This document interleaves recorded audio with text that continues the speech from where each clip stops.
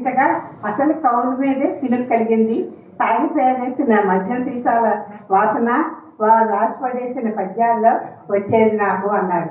కానీ కిషన్ గారు కూడా ఓ 4-5 పద్యాలలోని మద్యం వాసనని చూపించారు. గాజుల గగ్గల్ని కూడా చూపించారు, గ్లాసుల గగ్గలు చూపించారు. అలా ఈయన చెప్తున్నప్పుడు కొంత చెప్తుంది, మళ్ళీ దాని విరుద్ధ భావ ప్రకటన కూడా కొన్ని కవితల్లో కనిపించాయి. నాకు బాగా నచ్చిన కవిత మరొకటి ఏంటంటే దస్తీ మేరా దోస్తీ. దస్తీ మీద 2-3 కవితలు నేను అంతకుముందు చదివాను, కానీ ఈయన చదివిన కవిత ప్రత్యేకంగా అనిపించింది. ఆ కవిత నేను చదువుతాను, ఎందుకంటే అంతకుముందు చదివిన దస్తీ కవితలకి దీనికి ఉండే తేడా నాకు నేను అర్థం చేసుకున్నాను. ఈ ప్రోగ్రాంలోని నిజానికి ప్రసంగాల కన్నా అందరి చేత ఒక కవిత చదివించితే చాలా బాగుండేదేమో అని అనిపించింది కూడా. నాది వేదాంత గారి మేము ఎప్పుడు కూడా పుస్తకావిష్కరణ 9 రోజుల్లో పెట్టుకోవాలి గారు. అట్లాగే పాలపిట్ట సంపాదకులు గుడిపాటి గారు వచ్చారు, వారికి స్వాగతం చెప్తూ నెక్స్ట్ సంగిశెట్టి గారు చెప్పారు. సంగిశెట్టి గారు వచ్చారు. నెక్స్ట్ మన ముఖ్య అతిథి ఈనాటి కార్యక్రమానికి మా కరీంనగర్ జిల్లాలో ఉన్నప్పుడు అభినవ భోజరావు గారు ప్రసిద్ధిగా ఎన్నో గ్రంథాలను వారికి అంకితం ఇచ్చారు. అక్కడ కరీంనగర్లో ఉన్న, పెద్దపల్లిలో ఉన్న, ఇప్పుడు హైదరాబాద్లో ఇక్కడ మహాత్మా జ్యోతిబా ఫూలే జాయింట్ సెక్రటరీగా పనిచేస్తున్నారు. జీవి శ్యామ్ ప్రసాద్ లాల్ గారిని సందేశం తెలియజేసుకుంటున్నాను. Thank you madam. అందరికీ నమస్కారం. వేదిక మీద ఉన్న పెద్దలందరికీ ప్రత్యేక నమస్కారం. వేదిక ముందున్న పెద్దలు కూడా నమస్కారం తెలియజేస్తా ఉన్నా. కిషన్ గారితో ఇది 2వ పుస్తకం నేను పార్టిసిపేట్ చేస్తూ ఉన్నాను. మీరు చెప్పినట్టుగా వెనుకొచ్చిన కొమ్ములు వాడి అని చెప్పినట్టుగానే ఈ మొదటి పుస్తకంలో కూడా మేమిద్దరం హాజరైన అప్పుడు లెంబాల వాడి కథలు. కొన్ని పుస్తకాలు మనం స్టార్ట్ చేయకముందు ఉన్న అభిప్రాయం స్టార్ట్ చేసిన తర్వాత అభిప్రాయం మారిపోతుంది. కొన్ని పుస్తకాలు ప్రారంభం చేస్తాం, అవలంతం తీస్తాం, పక్కన పెడతాం, మళ్ళీ కూడా చూస్తామని అనిపిస్తుంది. కానీ లెంబాలవాడి కథలు అవి కూడా ముందు నాకు రాలే పుస్తకం. ఆ పుస్తకం కూడా అదే ఆవిష్కరణ సభలో మాకు పుస్తకం స్టార్ట్ చేస్తే చివరి దాకా చదువుకుంటూ పోయింది ఇక్కడ నాన్ స్టాప్. అది చదివిన తర్వాత వెంటనే వారికి ఫోన్ చేయకుండా లేకపోయాను. ప్రత్యేకంగా మీకు ఫోన్ చేసి మళ్ళీ మాట్లాడాను. అంటే అంత ఇంపాక్ట్ ఈరోజు కూడా నాకు కనిపిస్తాం. సో అట్లాగే ఈరోజు నల్ల పద్యం పుస్తకం కూడా నా గాళ్ళకి ఏంటి అంటే పాపం తను కొద్ది రోజులు నా వెంట పడుతుంది, సార్ పుస్తకం మీకు ఇవ్వాలి అని. కానీ నేనున్న ఇతర కారణాల వల్ల నేను తీసుకోలేకపోయాను పుస్తకాన్ని. నా ఉద్దేశం ఏమిటంటే నేను తను కొంచెం పక్కపక్కనే ఉన్నాను, కొంచెం దగ్గరలో ఉన్నాను. నేనే వెళ్తూ తీసుకుంటా అని చెప్పి అనుకున్నాము. కానీ పుస్తకం తీసుకునే అదృష్టం నాకు అంత త్వరగా తెలుసు. సో ఆ పుస్తకం ఈరోజే చూస్తూ ఉన్నాం. సో ప్రజలందరూ అందులో ఉన్న పద్యాలు, కవితలు చదివి వినిపిస్తూ ఉన్నారు. సో ఇందాక మిత్రులు లక్ష్మి గారు చెప్తా ఉన్నారు, లెంబాల వాడి కథలకి విమర్శకుల ప్రశంసలు వచ్చినాయని చెప్పి, అవార్డులు వచ్చినాయని చెప్పి. సో ఖచ్చితంగా అదే స్థాయి కంటే మించి నల్ల పద్యం పుస్తకం కూడా అంత గొప్పగా ఉంటుందని చెప్పి మనం తప్పకుండా చెప్పాలని పరిస్థితుంది. ఎందుకంటే ఇప్పుడే మిత్రులని చెప్తా ఉన్నారు, ఒకరి నుంచి ఒకరు జీవింపబడ్డాడు. ప్రస్తుత కాలంలో నిషిద్ధ ఫలం, మాకు మామిడి పండు కూడా నిషిద్ధం అనేటువంటి విషయాన్ని మాట్లాడతారు. ఒక మామిడి పళ్ళుని అంటే తీసుకొని తిన్నందుకు కాదు, బక్కిసీన అనేటువంటి వ్యక్తిని ఎలాగ చంపేశారనేటువంటి విషయాన్ని ఒక్కొక్కరు ఇంతకుముందు సార్ అన్నట్టుగా చంపబడిన వ్యక్తి గురించి మాట్లాడటం వేరు, కానీ వెనుక జరిగిన కారణాలు ఎలా చెప్తారో అనేటువంటిది ఒక్కొక్కరికి ఒక్కొక్కలాగా అర్థమవుతుంది కదా. అలాగే ఇక్కడ ఈ సందర్భానికి సంబంధించి ఆయన ఇందులో రాసినటువంటి కవిత ఏదైతే ఉందో అది చాలా సున్నితంగా ఉన్నప్పటికీ ఎంతో ఆలోచింపజేసేదిగా ఉంటుందన్నమాట. అంటే మేము మామిడి పళ్ళు తినడానికి కూడా నిషేధింపబడ్డావా? కవిత శీర్షిక చావు చాటింపు. ఒకవేళ చావులు అనేకమైన చావులు చూస్తాం. ఈ మధ్యలో అయితే ఇంకా ఘోరమైన చావులు, రకరకాల చావులు చూస్తున్నాం మనం. అంటే చంపడాలు, చంపబడడాలు కూడా గమనిస్తాం. ఈ చావు చాటింపు అనేటువంటి ఈ కవితలో ఆయన రాస్తారు, పరలోక రాజ్యంలో నిషిద్ధ ఫలం గురించి తెలుసు, సైతాను గురించి తెలుసు. ఇహలోక తోటల్లో మాకు మామిడి పళ్ళు నిషేధించాలని తెలిసి చావదు. ఇహలోక తోటల్లో మాకు మామిడి పళ్ళు నిషిద్ధాలని తెలిసి చావదు. ఏ నిబంధన రాయకుండానే తిన్నవాళ్ళని తిన్నట్లే తిండి పేరుతో చంపే సైతానులు మనుషుల్లా ఈ నేలపై యథేచ్ఛగా తిరుగుతున్న వైనం. చావు చాటే సత్యం దేశ భవిష్యత్ చిత్రం. నిషిద్ధం ఫలమా అని ఒక క్వశ్చన్ మార్క్ ఈ కవిత ముగుస్తుంది. నిషేధించబడింది ఏంటి, అది ఫలమా ఇంకేంటి? సో ఈ కవితల్లో ఎక్కువ వరకు కూడా ఆయన ఈ ప్రశ్నలతోని, అలాగే ఆయన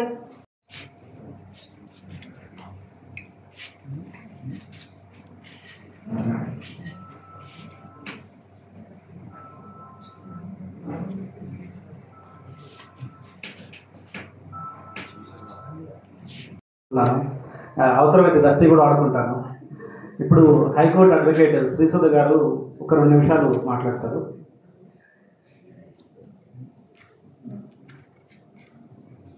సభ దాదాపు చివరికి వచ్చింది, తొందరలో వైండప్ చేస్తాం. అందరికీ నమస్కారం. నేటి మిత్ర మధ్యాహ్నం వేళ ఎంతో అభిలాషతో, మక్కువతో తమ మనసు మాట విని, ఇన్ఫ్యాక్ట్ ఇక్కడున్న కవి ఏం చెప్పాలనుకుంటున్నారు అనే దాన్ని ఆస్వాదించడానికి ఇక్కడికి విచ్చేసిన సభాసదులందరికీ కూడా శుభాభినందనలు. తమ వంతు సపోర్ట్ అందిస్తున్న ఈ పెద్దలందరికీ కూడా శుభాభినందనలు మరియు నమస్సులు. కవిత్వం ఒక అన్వేషణ, అదొక అక్షర తాండవం, అదొక తీరని దాహం. చందో బందోబస్తులను సైతం ఎంతో సంతోషాన్ని ఇచ్చేదే వచన కవిత్వం అంటారు శ్రీశ్రీ. అంటే చాలా డెప్త్ ఉంటుంది, ఎంతో సృజనాత్మకత ఉంటుంది దాంట్లో. కానీ నేను మీరు అలా అలవోకగా ఒక ఆలోచన నుంచి, ఒక ఘటన నుంచి, ఒక ప్రక్రియ నుంచి, లేదా ఒక సంతోష సందర్భం నుంచి, లేదా ఒక ఆకలి నుంచి పుట్టిన అక్షరాల సంపుటే కవిత్వమై అలరిస్తోంది. ఇలా మీ అందరినీ కలుసుకుని ఒక్కొక్క వేదిక పైకి ఇంకా ఇంతమంది సాహిత్యాభిలాషల్ని తీసుకురాగలిగిన ఈ సందర్భం ఏదైతే ఉందో, ఇలాంటి ఒక వేదిక మీద నేను మీ అందరిలోనూ ఒక భాగమైనందుకు నాకు ఎంతో సంతోషంగా ఉంది. అండ్ ఇంతకు ముందర కూడా నా చిరకాల మిత్రులు మరియు మా శ్రేయోభిలాషులు కిషన్జీ గారు వేములవాడ గుర్తుపెట్ట వేంపాల వాటిక కథలు అనేది రాశారు. ఎంతో చక్కగా మనసుని తాకేలాగా, అంటే చిన్న చిన్న కథలే కానీ మన జీవితంలో ఘటనలే అని అవి ఎంతో మనసు. దానికి మళ్ళీ ఏం చెప్పడానికి వీల్లేదు. ఇకపోతే అంకితం ఇచ్చింది తమ్ముడే కాబట్టి ఏం చెప్పగలను. ఎందుకంటే కరీంనగర్లో స్టేజ్ పైన ఎప్పుడు అధ్యక్ష స్థానంలో మా మిత్రుడు రవిచంద్ర, ముఖ్య అతిథి స్థానంలో సోదరుడు శ్యాంప్రసాద్ గారు కూర్చుంటారు. అది ఇక్కడ మళ్ళీ కనిపిస్తుంది. ఇది కరెక్ట్ కరీంనగర్, హైదరాబాద్. ఇకపోతే మా వేరవాడ మిత్రులందరూ వచ్చినారు. మనకు చేయాలంటే మా కింద రాజేందర్, నా క్లాస్మేట్ అడిషనల్ చేసి రిటైర్ అయ్యాడు, తాను వచ్చిన్నాడు. పక్కనే సాంబశివుడు, గిరిధర్, ప్రతి ఒక్కరు. దాంతోపాటు ఇంకా మీకు ప్రత్యేకంగా చెప్పాల్సిన విషయం ఏంటంటే, నాకు అడిశెట్టి ప్రభాకర్ ద్వారా మిత్రుడైనటువంటి సురేందర్ అన్న ఇక్కడనే ఉన్నాడు. సురేందర్ అన్న అడిశెట్టి ప్రభాకర్ రారాపురం పట్టుకునే దోస్తుంది. అట్లా చెప్పుకోదగినటువంటి వ్యక్తులు ఉన్నారు. నెక్స్ట్ విషయం ఏంటంటే, నేను ఎప్పటి నుంచి రాస్తున్నా కాన్ఫరెన్స్ హాల్లో ఒక మంచి పుస్తకాన్ని ఆవిష్కరించడం సంతోషం. ఒక్కసారి మనందరి కర్తాలు అనుమతి వారికి మరొకసారి శుభాకాంక్షలు తెలియజేద్దాం. బోధి ఫౌండేషన్, అలాగే ఈ పుస్తకాన్ని ఆవిష్కరించిన అంతేకాకుండా ఆవిష్కరించడమే కాకుండా ఈ సభకు అధ్యక్షత వహిస్తున్న నాకు ఆత్మీయుడు, సోదరుడు, నాకు అన్ని ఎవ్రీథింగ్ పొన్నం రవిచంద్ర గారికి ఒక్కసారి ధన్యవాదాలు తెలియజేసుకుంటున్నా. అలాగే అన్న శ్యామ్లాల్, అలాగే మన అంతా కథకులు, రచయితలు అందరూ ఉన్నారు. శీలా సుభద్రాదేవి అమ్మ, తర్వాత మెర్సీ మార్గరెట్ చెల్లె, తర్వాత సార్ ఉన్నారు. తర్వాత తన కథల ద్వారా మనందరినీ ఆలోచింపజేసే లక్ష్మీపతి అన్న, తర్వాత మిగతా సాహితీవేత్తలు చాలా మంది ఉన్నారు. వారందరికీ కూడా నమస్సులు తెలియజేసుకుంటూ, కవిత్వం ఎందుకు? ఇప్పటివరకు చాలా చెప్పుకుంటారు కవిత్వమే ఎందుకు. చాలా పిన్నంశెట్టి కిషన్ గారు చాలా చక్కని కథలు రాశారు, కవితలు రాశారు, రెండింటి జోడెంట్లో ప్రయాణం చేశారు. కానీ కవిత్వమే ఎందుకు అన్నప్పుడు ఒకటి అంశం అయితే మనకు గుర్తొస్తుంది. ఏంటంటే కథల్లో మనం రకరకాల పాత్రల ద్వారా, సన్నివేశాల ద్వారా ఒక విషయాన్ని సమగ్రంగా చెప్పగలుగుతాం. కానీ కవిత్వం విషయానికి వచ్చేసరికి అంతటి ఒక పెద్ద మేఘం లాంటి దాన్ని కూడా ఒక చినుకుగా మార్చడం అనేది కవితలో సాధ్యమవుతుంది.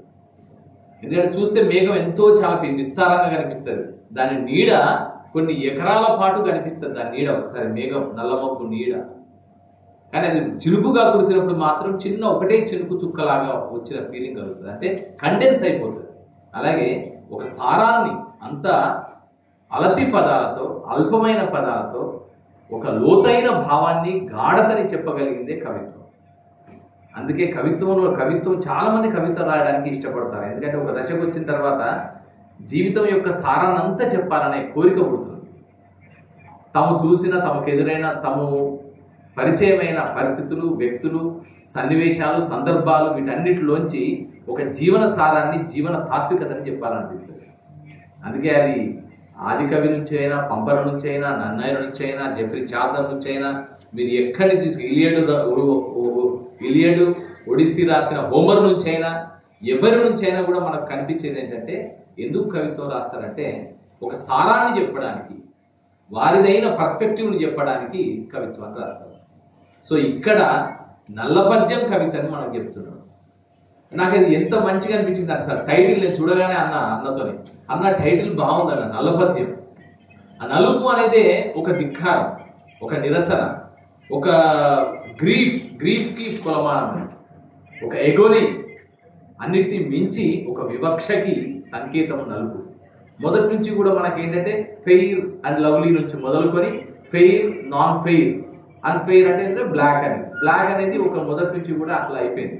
బ్లాక్ మూవ్మెంటే జరిగింది, నీగ్రోల మూవ్మెంట్ జరిగింది, బ్లాక్ మూవ్మెంట్ జరిగింది. నలుపు అనేది ఈవెన్ బ్రిటిషర్స్ భారతదేశంలో పరిపాలించిన కాలంలో కూడా మనందరినీ బ్లాక్ పీపుల్గానే పరిగణించిన స్థితి ఒకటి ఉంది.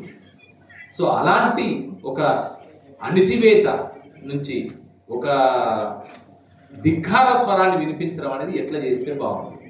దానికి మనకున్న మార్గం అక్షరమే, మనకున్న మార్గం స్వరమే, మనకున్న మార్గం అక్షరమే, మనకున్న మార్గం పద్యమే, మనకున్న మార్గం కవిత్వమే.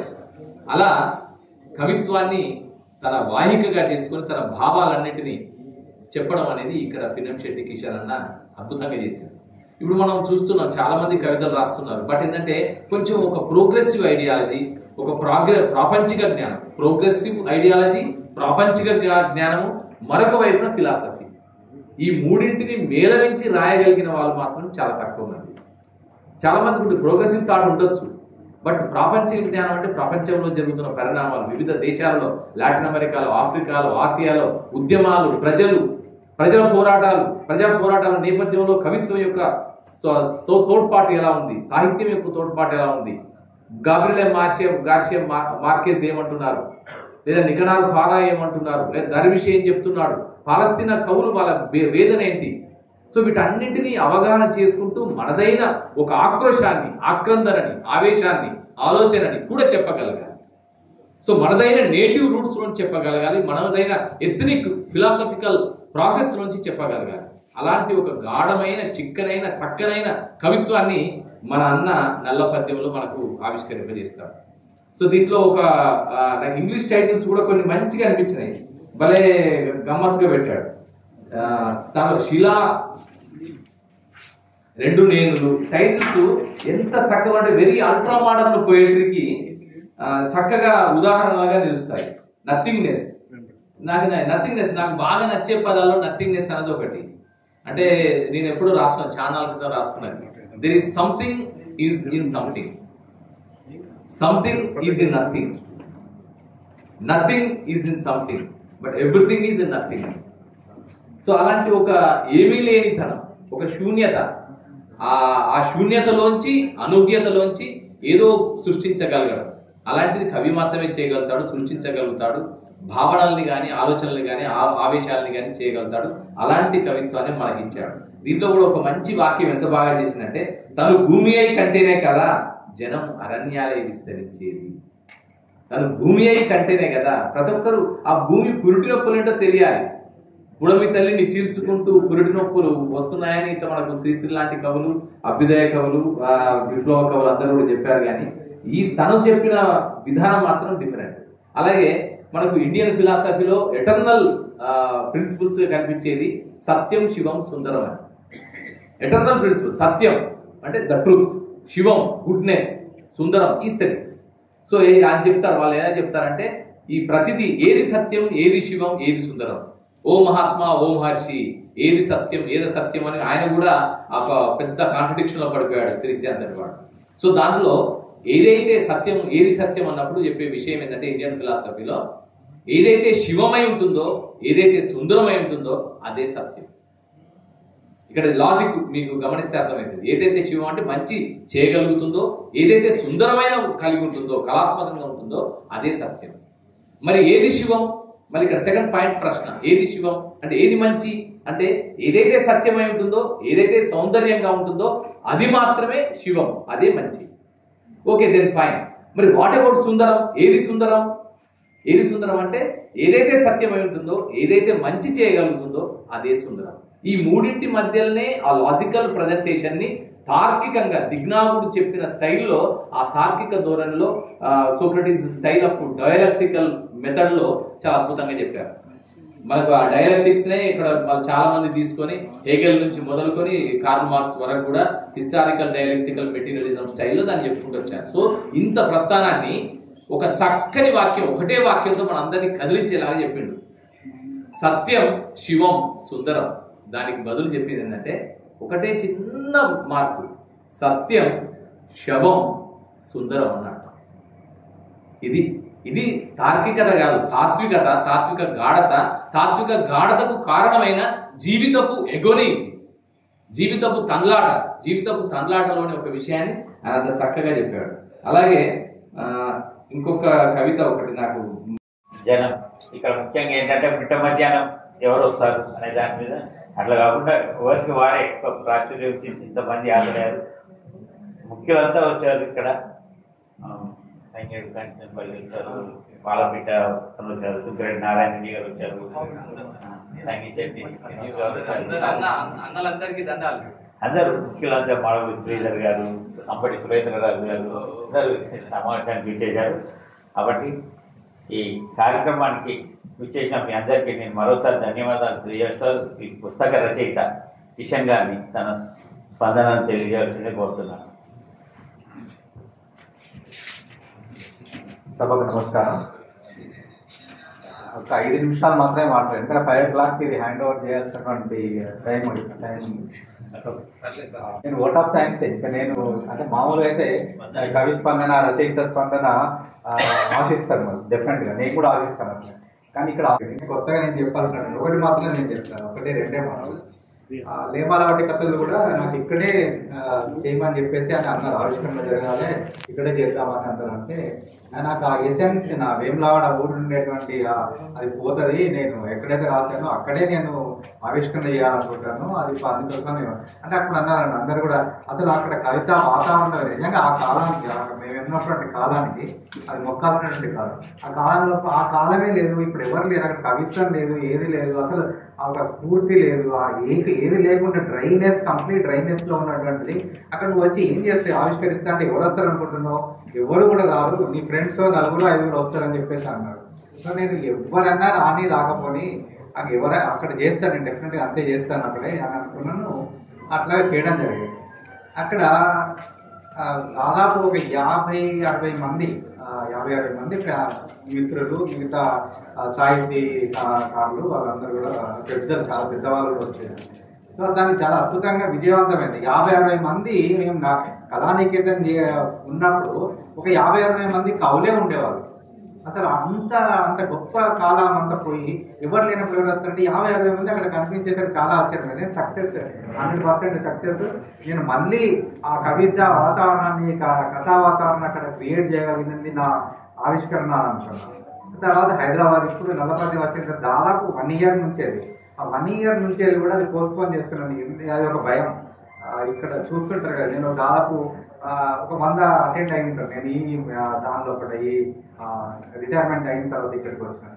సో అక్కడ చూసిన తర్వాత అసలు రారు, ఎవరు వస్తారు నాకు అనవసరంగా. మోరోవర్ నేను ఇక్కడ నాకు అసలు పరిచయాలు లేవు ఎవరితోటి, సాహిత్య పరిచయం కానీ. ఎందుకంటే నేను డిస్టిక్లో తిరగడం వల్ల హైదరాబాద్ తోటి నేను ఉండడమే కానీ హైదరాబాద్లో ఎవరితోటి పరిచయం లేదు, సాహిత్య సభలకు వచ్చినటువంటి లేదు, అప్పుడు లేదు. సో ఈ షార్ట్ పీరియడ్లో కూడా ఎవరు పరిచయం, ఎవరు వస్తారు నీకు, ఎవరి పరిచయం ఉంది.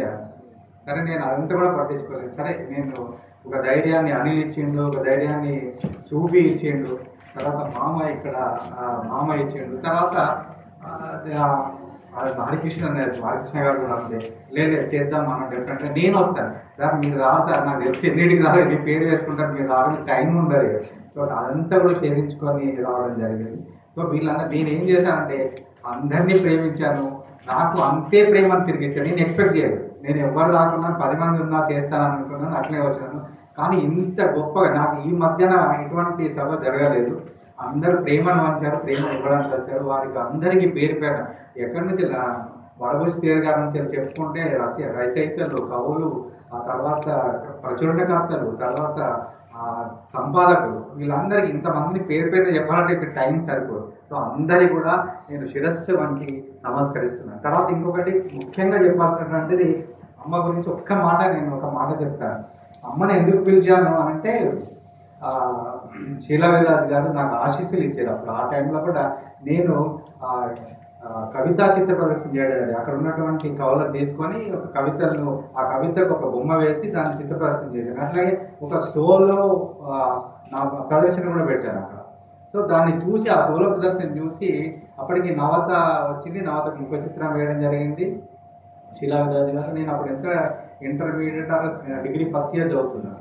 ఆ బొమ్మను చూసి అక్కడ చెప్పారు, వీళ్ళందరూ చెప్పారు, ఇంకొకసారి మీరు హైదరాబాద్ రావాల్సినటువంటి పని లేదు, కిషన్ తోటి బొమ్మ వేయించుకోండి అని అప్పుడు ఆశీర్వాదం ఇచ్చిండు. నాకు చిత్రకారుడికి నాకు ఆయన దగ్గర నుంచి ఆశీస్సులు అందినాయి.